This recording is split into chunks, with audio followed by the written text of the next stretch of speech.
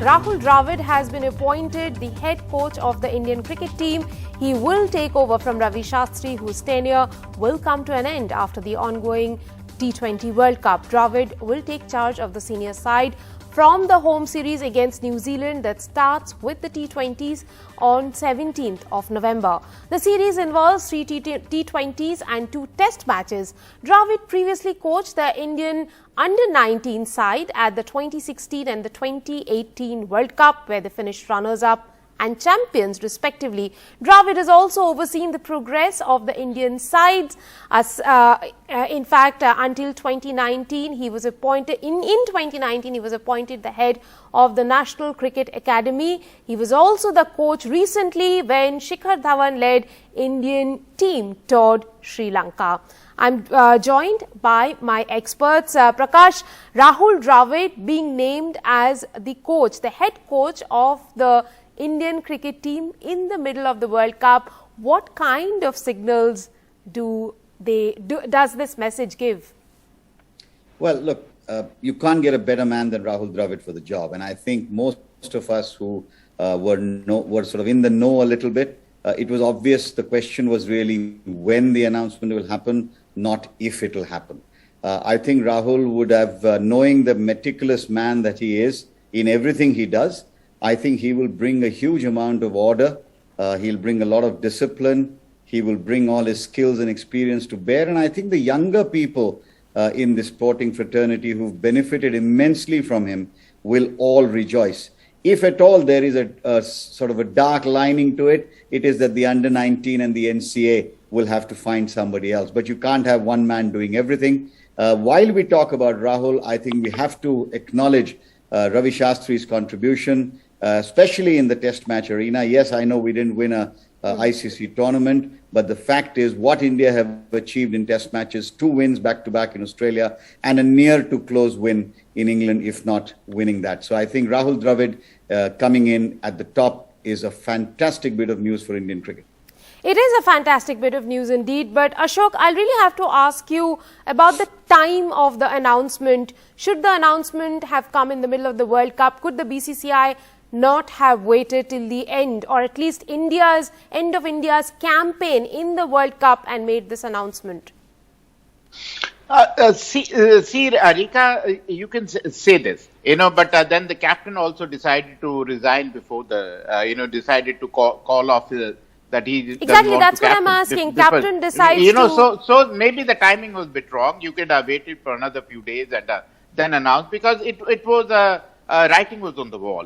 We knew that Ravi was on his way out the moment Virat announced his resignation from the 2020 captaincy. But the fact is, Rahul is the first coach who has done the hard yards. Up to now, all the coaches, Indian coaches who are former cricketers, have walked from the drawing room to the Indian dressing room. They've never gone to the cricket ground. He is the first one who has done the hard yard. He's an under-19 coach, he's an India A coach, he's an NCA coach. Kohli has decided to give up his T20 captaincy. We of course don't know whether he's going to give up his white ball captaincy, and then there's a World Cup coming up. There's a T20 World Cup next year, 50 overs World Cup the year after. So would you say also handling this transition of Indian cricket's captaincy will be a test for Rahul Dravid?